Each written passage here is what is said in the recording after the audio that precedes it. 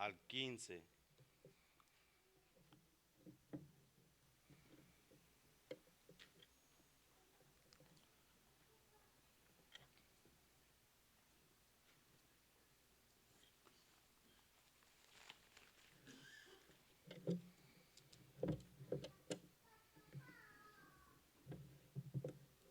Ok, ok hermanos, vayamos a nuestras Biblias en el libro de Santiago, capítulo 1, versículo 12 al 15.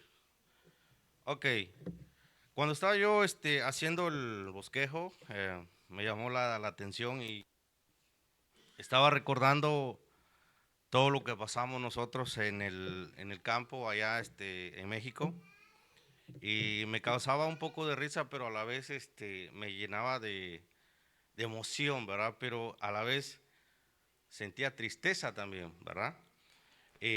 ¿Ya todos tienen Santiago? Ok, vayamos a la Biblia y ahorita le sigo contando, ¿no? Vamos a leer primero la palabra de Dios para poner todos, pongámonos de pie, hermanos, para leer la palabra de Dios, por respeto.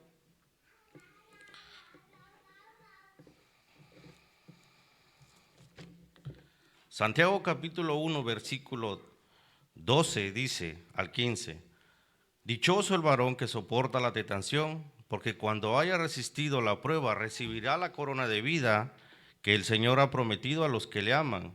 Que nadie diga cuando es tentado, estoy siendo tentado de parte de Dios, porque Dios no puede ser tentado por el mal, ni Él tienta a nadie. Versículo 14, sino que cada uno es tentado cuando es atraído y seducido por su propia concupiscencia y y entonces la concupiscencia después que ha concebido da luz al pecado y cuando el pecado es consumado produce la muerte. Ok, como les dije, me estaba yo acordando de un poco de allá de mi país, ¿verdad? Puedes tomar asiento, hermano. Gracias. Me estaba yo acordando de mi infancia y la historia que les voy a contar es más o menos hace unos 30 años atrás, ¿verdad? Nosotros allá en México teníamos la costumbre en el rancho de saliendo de la escuela íbamos a buscar panales, más o menos al tamaño de 2 pies, ¿verdad?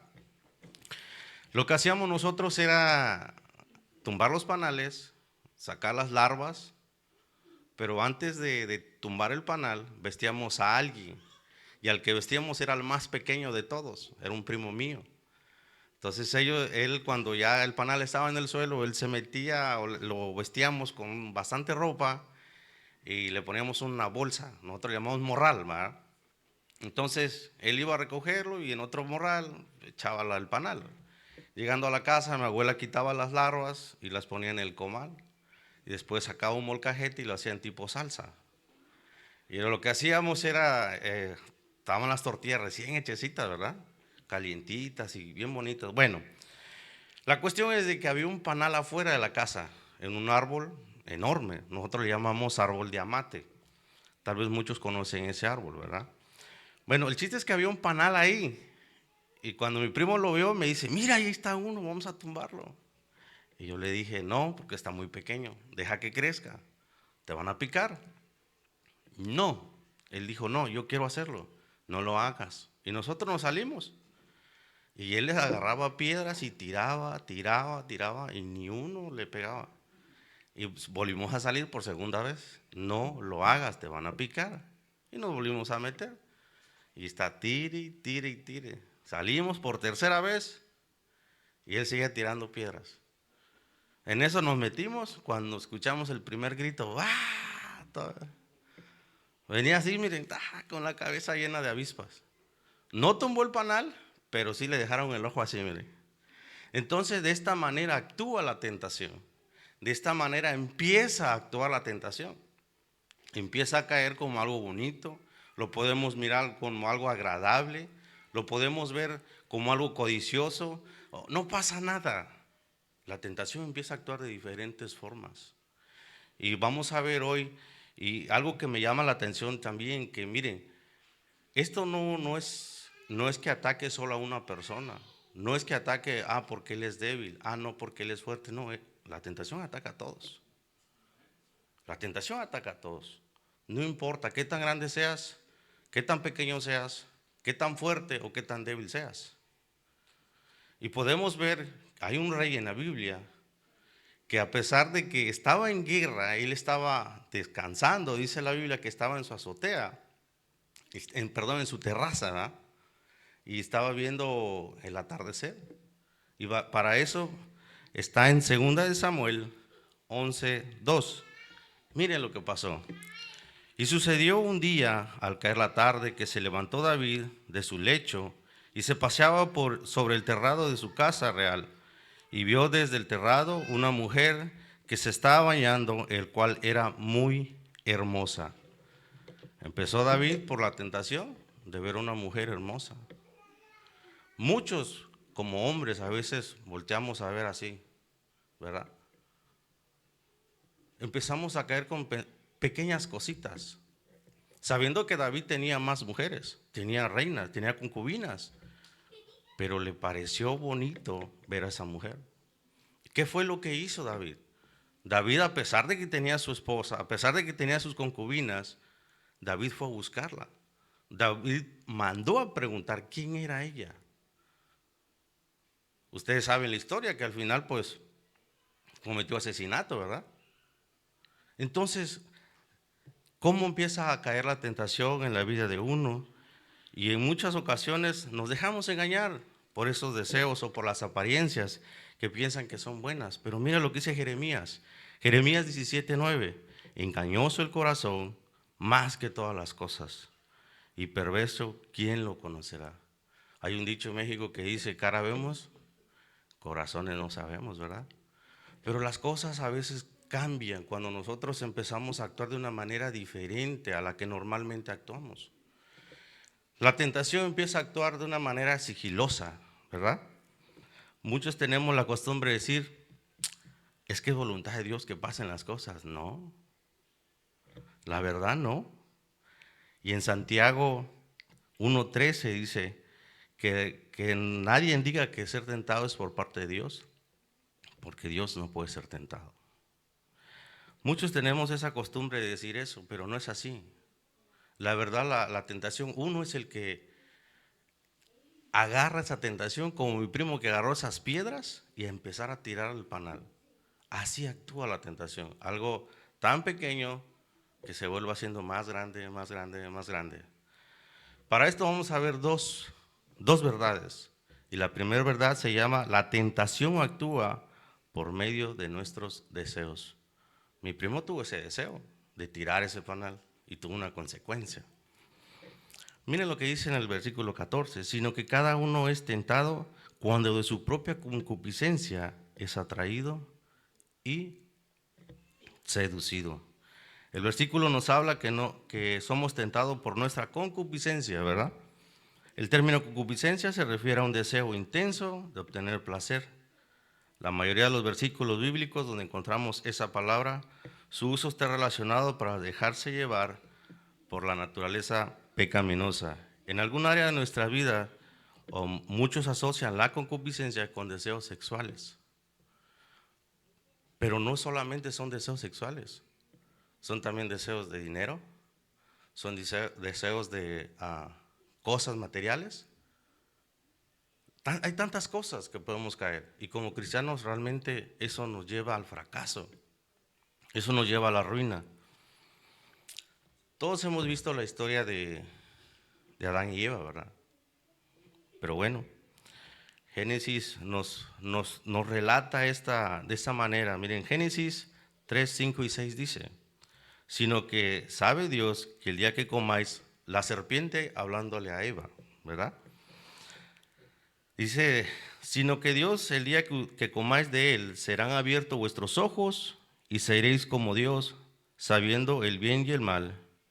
Y vio la mujer, dice, vio la mujer, que el árbol era bueno para comer y era agradable, y los ojos del árbol codiciable, para alcanzar la sabiduría, y tomó de su fruto y comió, y también le dio a su marido, el cual comió así como ella. Muchas de las veces nosotros actuamos de esa manera.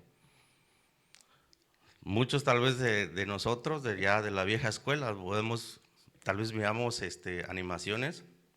Se nos apareció un angelito aquí y un diablito aquí, ¿verdad? El diablito siempre decía, hazle esto, hazle esto, hazle esto. Y el angelito no. Y al final los dos se abrazaban y se iban, ¿verdad? ¿Qué es lo que pasa con esto? Que muchas de las veces la tentación empieza a actuar de una manera tan pequeña, tan sigilosa, que empieza a penetrar nuestras debilidades. Empieza a meterse donde más nos duele, donde más nos lastima y donde más somos vulnerables. Esta mujer, hablando de Eva, empezó a poner en su corazón, a mirar el árbol, porque no era la primera vez que miraba el árbol, ya lo había mirado, ella se paseaba por todo el huerto. Y muchas de las veces así pasa con nosotros, nos paseamos entre las ciudades, pero vamos viendo algo muy bonito por ahí y volvemos a regresar, y volvemos a regresar. Se nos acerca un amigo, una amistad y nos dice, mira, tal lugar está bien bonito, vamos. Ah, lo piensan. Y ahí es donde empiezan a caer, poquito a poquito. Ella puso en su corazón la duda y el deseo de ser como Dios. Mateo 6:21 dice, porque donde está tu tesoro, ahí está también tu corazón. En nuestro corazón muchas veces hay maldad. En nuestro corazón muchas de las veces hay esa tentación que nos lleva a, incluso, miren hermanos, es triste cuando nosotros ponemos el primer lugar, el trabajo, antes que las cosas de Dios. O incluso ponemos el trabajo antes que nuestra esposa. Yo también pasé por eso. Y muchas de las veces nos vamos alejando de las cosas de Dios poco a poquito, poco a poquito. Cuando nos damos cuenta, ya estamos embarrados. También en el versículo habla de atraído, ¿verdad? La palabra atraído en el griego se emplea para descubrir animales de caza que eran seducidos para caer en diversas trampas. Yo estaba platicando con un amigo en el trabajo ya hace mucho tiempo y le dije, voy a empezar a vender conejos en la pulga. Le digo, y mi suegro quiere agarrar unas gallinas, que también nos las vamos a llevar. Me dice, ¿sabes qué? ¿Cómo las atraíamos nosotras? A ver, dime. Mira, dice, nosotros agarramos el maíz, lo metíamos en alcohol. Cuando ya lo sacamos, tiramos el maíz y todas las gallinas llegaban. Dice, así no corres, no te cansas. Las gallinas agarran el maíz. En cuestión de 5 minutos, dice, ya andan así borrachas, se caen solas y tú vas y las agarras. De esa manera, la tentación empieza a actuar. Tengamos cuidado. La tentación empieza a actuar de una manera que nos atrae. Mira, me gustó el carro del hermano, yo quiero uno. Y me lo voy a sacar, a ver cómo, pero me lo voy a sacar. Hasta nos endrogamos, vendemos la casa, vendemos todo lo que tenemos. Para que cuando agarramos el carro, el motor no le sirve, ¿verdad? En Proverbios, miren, Salomón menciona un poco de esto. En Proverbios 7:22 dice, al punto se marchó tras ella, así como las gallinas, ¿verdad?, que se van tras el maíz, como el buey al degolladero y como el necio a las prisiones por ser castigado. Eva también de la misma manera empezó a desviarse y vio el fruto. Aquí Salomón menciona esto también, que dice como el buey que va al degolladero. Muchas las veces nosotros mismos buscamos el mal. El mal no nos busca, nosotros buscamos el mal. Pero también nos dice que somos seducidos, ¿verdad? Este término se usa para la pesca. Y me llama la atención porque también, otra vez con el hermano Meño, hace años atrás fuimos a pescar aquí a Houston, Mississippi. Y llegamos como las 10, 11 de la mañana, me parece.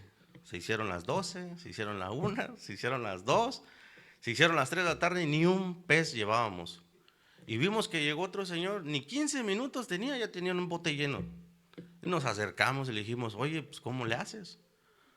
No, dice, nosotros le echamos hígado de pollo y tiramos el anzuelo y solito lo agarra. Y le dije, ¿me regalas un poquito? Me regaló un poquito de hígado. Se lo puse al anzuelo. No tardó ni 15 minutos, hermano, teníamos nuestro bote lleno, después de haber pasado casi 4 horas ahí, en ese solazo. De esa manera, en el que el pez agarra el olor de ese hígado, muchas de las veces nosotros actuamos así como ese pez. nos enganchamos en la seducción del pecado, en la cual nos lleva, como dice Salomón, al degolladero. Porque ¿a dónde van los peces después de sacarlos? Al sartén, al degolladero, ¿verdad? Ok, ¿qué significa la seducción? Seducir supone que es ser capaz de exhibir sus propias virtudes a partir del impulso generado por el deseo de nuestro interior o determinado momento y para la obtención de alguien o de alguna cosa que atrae. Como les dije hace rato, la seducción, eso no respeta edades. Ese es desde el más pequeño hasta el más grande. Los niños pequeños, cuando les empiezan a meterles dedos en los enchufes de la luz, ¿verdad? Ellos no sé qué le ven a eso, pero ellos siempre están con su dedito ahí, ¿verdad? En la clase de Beni son puros adultos, pero hay un montón de esos que tienen tapaderas. No creo que los hermanos vayan a meter el dedito ahí, ¿verdad?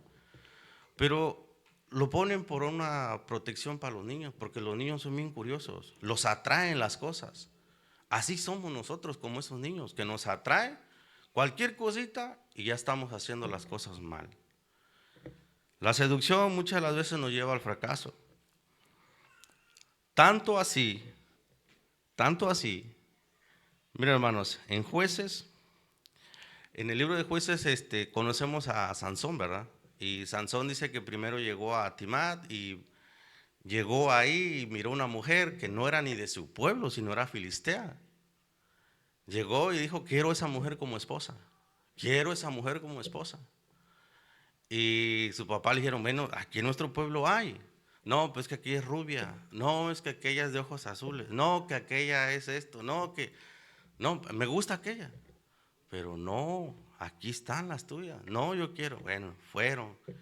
Y ya pasó, ¿no? Lo que tuvo que pasar. Y en Jueces 16:1, otra vez, Sansón no entendió. Y fue Sansón a Gaza, después antes de ir primero fue a Timat, y aquí dice que fue a Gaza. Y vio ahí una ramera y se llegó a ella. Después, dice, de ir a Gaza, se dirigió a Sorek. Y en Jueces 16:4 dice, después de esta contención, que se enamoró de una mujer en el valle de Sorek, en la cual se llamaba Dalila. En 3 lugares. Primero fue a uno, después fue a otro, después fue a otro. Muchas de las veces nosotros ahí hacemos. Caemos en la seducción, no nos importa. Que acabo, muchos dicen, yo ya estoy limpio, no me pasa nada. Porque muchos malinterpretan las cosas. Muchos piensan de que ser cristiano ya uno ya no puede, o si uno ya aceptó a Cristo, piensan de que ellos pueden hacer y deshacer lo que quieran. Pero no es así. Porque realmente el que acepta a Cristo ya no comete esas cosas. Lucha por no hacerlo. Pero el que realmente no pone esto en práctica, realmente no ha entendido la relación de Dios con nosotros. Recordemos que la seducción no solo ataca a los hombres, sino también ataca a las iglesias. Y habíamos escuchado de que también Pablo le mencionaba a la iglesia de Corintios que había un joven que se acostaba con su madrastra, que tenía relaciones con su madrastra. Estaba dentro de la iglesia. Pero aquí también en 2 de Pedro 2:14 nos dice otra. Dice, tienen ojos llenos de adulterio, no se sacian de pecar, seducen las almas inocentes, tienen el corazón habituado a la codicia y son hijos de maldición. Son aquellos que se dicen ser pastores, o son aquellos que empiezan a decir, dame más y Dios te va a dar el doble, el triple.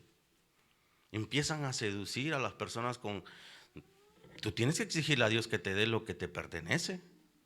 ¿Cuándo aquí? ¿Cuándo aquí nosotros tenemos que exigirle a Dios que nos dé lo que nos corresponde? Cuando somos nosotros que debemos darle las gracias a Dios porque Él ya nos amó primero. Así que hermanos, la seducción atrae a todo tipo de personas, pero hay que tener cuidado con la seducción. Y como segundo punto, la tentación actúa convirtiéndose en pecado. En el versículo 15 dice: entonces la concupiscencia, después de haber concebido, da a luz el pecado, y el pecado, siendo consumado, da a luz a la muerte. ¿Qué pasa cuando nosotros concebimos al pecado? Como resultado nacen las consecuencias. Trae dolor. Muchas de las veces nosotros hemos pensado de que el pecado, cuando llega a nuestra vida, no pasa nada. No, tal vez no va a pasar en un día, no va a pasar en 2 días, va a pasar en un año, en 10 años. Las consecuencias de esto va a pasar y trae dolor. Y muchas de las veces cuando vemos, se murió el hermano, o que se murió la persona, chocó y se murió, y ahí estamos. O esa persona llevaba a sus hijos en el carro, solo él quedó vivo y todos sus hijos se murieron. El pecado trae consecuencias y arrastra.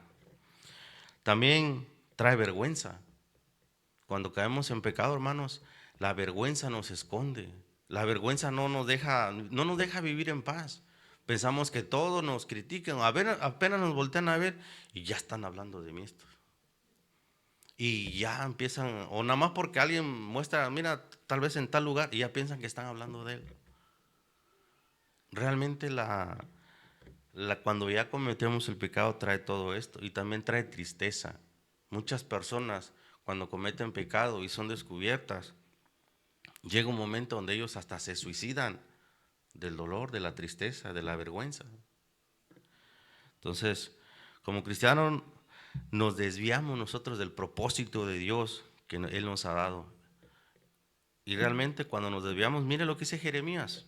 Jeremías 5:25 dice: vuestras iniquidades han alejado estas cosas, y vuestros pecados os han privado del bien. Os han privado del bien. El pecado no es un simple acto espontáneo, sino es un resultado de todo un proceso. Acuérdense que lleva un proceso. Primero es como el pez, le da una mordidita, le da otra, y después ya lo sabe que está rico, agarra todo. Así somos nosotros y así actuamos.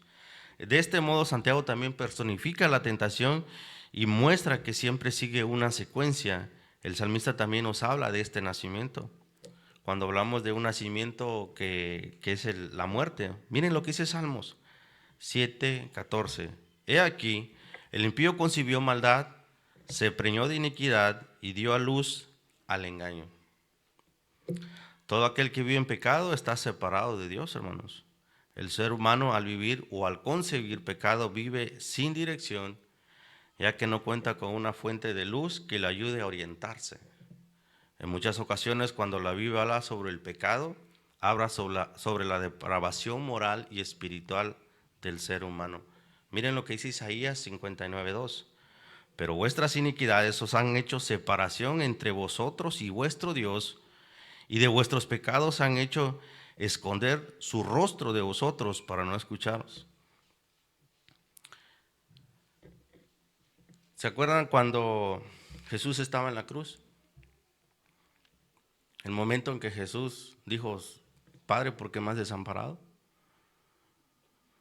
En ese momento cayeron todos los pecados, todos nuestros pecados, a Jesús. Y Dios no puede estar habitando junto con el pecado. Es como el aceite y el agua, no se juntan. Entonces Dios tuvo que separarse de Jesús en ese momento. Lo dejó morir solo, lo dejó sufrir solo. Y así es cuando nos pasa a nosotros también. ¿Qué ganamos nosotros cuando cometemos pecado? Muchos pueden decir satisfacción, otros pueden decir lo que yo quería, el deseo que yo quería. Otros pueden decir vergüenza, otros pueden decir la muerte.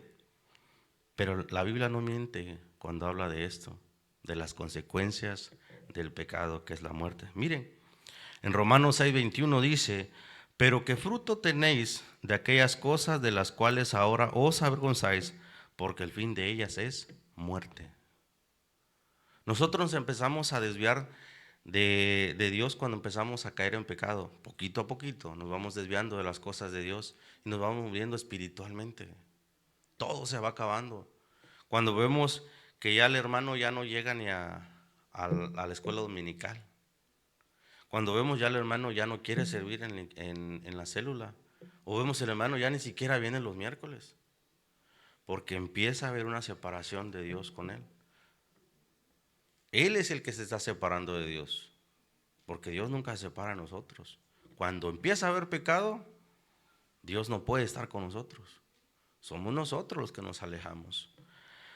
Yo conocí a un amigo, hermanos, cuando estaba en México. Él le gustaba tener una novia tras otra. No pasaba ni una semana, ni 2 semanas, ya tenía otra. Y siempre me las presentaba. Mira, Andy, esa es mi nueva novia. Y yo siempre le decía, oye, pero ¿no tienes miedo de que un día te enfermes? No. Yo uso protección. Ten cuidado porque un día puedes morirte nada más por eso. Y no hace mucho que hablé para México y pregunté por él. Me dijeron, ¿a poco no sabes? Le digo, no, murió de SIDA.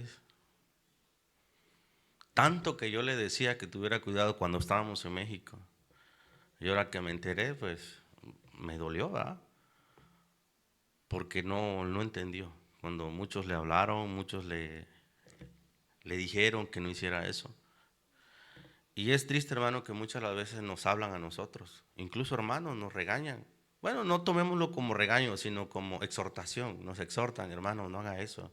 Mire, está mal. Mire, eso no está bien. No, ya van a empezar. No quieren que uno progrese. No quieren que uno haga las cosas bien. Pero ¿cuál bien si están haciendo mal? Muchas las veces nosotros empezamos a desviarnos. En el huerto del Edén pasó lo mismo. Dios mandó diciéndole que del árbol del bien y del mal no deberían de comer. Pero pues ellos como que ponían en duda cuando la serpiente les empezó a hablar. Miren, Génesis 3, 4 y 5 dice, entonces la serpiente dijo a la mujer, no moriréis, sino que sabe Dios que el día que comáis de él serán abiertos vuestros ojos y seréis como Dios, sabiendo el bien y el mal. Satanás pronunció esta mentira directa. Esta mentira llevó al hecho de ella que Eva agarrara el fruto y lo comiera y se lo diera a su marido. Todo por una serpiente que nada más le dijo, no morirás. Y sí, comió el fruto, no murió. Es cierto, no murió. Pero ahorita vamos a ver qué es lo que pasa cuando la Biblia habla de la muerte. Si nosotros nos preguntáramos, ¿rechazarían una oportunidad así?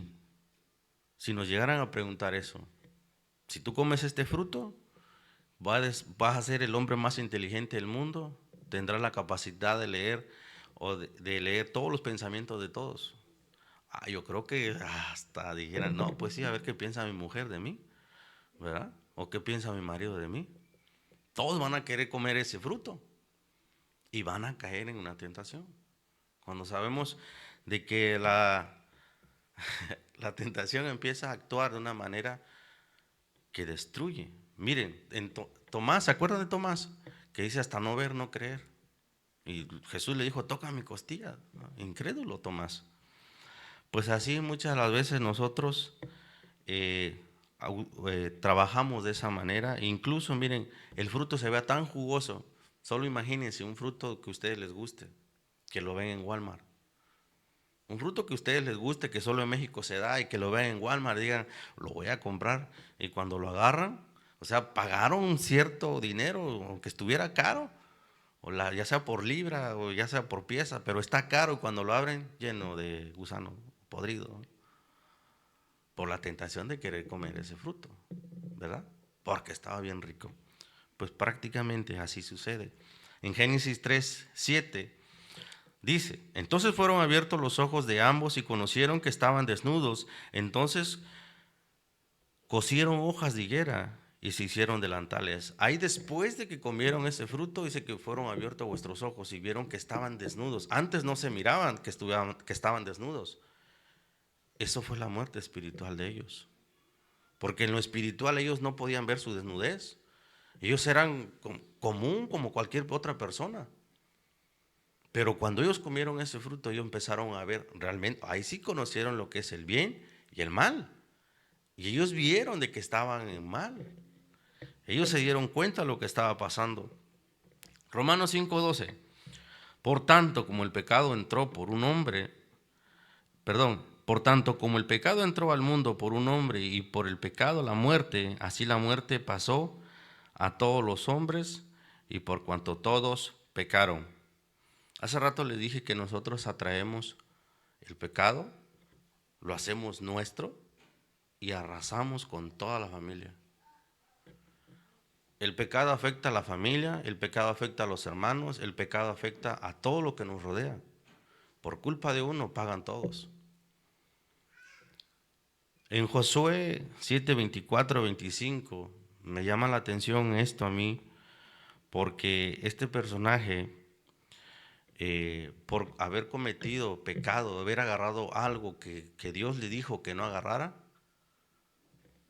él y toda su familia fue muerto. Miren lo que dice Josué 7:24-25. Entonces Josué y todo Israel con él tomaron a Acán, hijo de Zera, el dinero, el manto, el lingote de oro, sus hijos, sus hijas, sus bueyes, sus asnos, sus ovejas, su tienda y todo cuanto tenía. Y lo llevaron todo al valle de Acor. Y le dijo Josué: ¿por qué nos has turbado? Túrbate Jehová este día. Y todos los israelitas los apedrearon y los quemaron después de apedrearlos. Fíjense nada más. El pecado de uno se llevó a toda la familia. Hay que tener mucho cuidado cuando nosotros estamos cayendo en tentaciones. Hay que pensar en la familia. Hay que pensar en el esposo, en la esposa, en los hijos. Hay que pensar porque no es fácil. Pero no, esto no termina aquí. Romanos 6:23 dice: porque la paga del pecado es muerte, mas la dádiva de Dios es vida eterna en Cristo Señor nuestro. Hay solución, hermanos. Cuando alguien empieza a vivir en pecado, hay solución. No piense que ya no hay solución. Claro que lo hay. En Primera de Juan 1:9 dice: si confesamos nuestros pecados, Él es fiel y justo para perdonar nuestros pecados y limpiarnos de toda maldad. Hermanos, vendrán momentos en que tal vez uno u otro llegue a caer. Para eso estamos, para ayudarlos a levantarse otra vez. Si vemos que un hermano ha caído, hermano, nosotros estamos para levantar a ese hermano. Como iglesia, somos parte. El hermano Morales siempre ha hablado de que el cuerpo de Cristo, de que si uno se duele, todos se duelen. Pero muchas las veces el cristiano, cuando se pone renuente, se pone necio, realmente no quiere la ayuda y se va. Entonces, si él se va, que se vaya, que le vaya bien. Es como cuando tenemos una manzana dentro de las demás y empieza a podrirse. Si no las quitan, va a podrir las demás. A veces tiene que ser así. A veces tenemos que ser así. Ya para terminar, hermanos, Santiago recalca esto en el versículo 12. En el versículo 12 que estamos leyendo dice: bienaventurado el varón que soporta la tentación, porque cuando haya resistido la prueba, recibirá la corona de vida que Dios ha prometido a los que le aman. Así que, hermanos, yo les invito a que sigamos adelante. Yo sé que no va a ser fácil. El cristianismo no es fácil, porque muchas veces nos atacan de todos lados. Muchas veces pensamos de que todo nos va bien, no pasa nada. Hay que tener cuidado también de eso, porque cuando nos va bien es que realmente estamos viendo de que no hay ningún pecado tal vez, o no hay ningún problema, tal vez porque ya estamos separados de Dios. Hay que tener cuidado. Hay que tener cuidado de las tentaciones. Hay que tener cuidado de que todo nos vaya bien también. No es que estoy diciendo de que tengamos problemas, no. Es que van a venir problemas, pero hay que estar fuertes. Cierren sus ojos, hermanos, vamos a orar, ¿verdad? Y ya para terminar. Padre nuestro que estás en los cielos, Señor, te doy gracias por la oportunidad que nos diste de poder leer tu palabra, Señor. Gracias porque has sido fiel con nosotros. Gracias, Señor, porque nos has ayudado hasta aquí, Señor. En todo este tiempo, Padre, hemos pasado muchos hermanos a predicar y realmente es algo que a mí me llena de felicidad, Señor, a ver que al saber de que muchos, Padre, muchos podemos pasar aquí, pero también, Señor, muchos no quieren, muchos se quedan atrás. Señor, bendice a cada uno de mis hermanos que vaya a pasar después de mí. Señor, que ellos puedan hacer tu voluntad. Gracias, Padre, por tu gran misericordia. Y todo te lo pido, Señor, en el nombre de tu Jesús. Amén.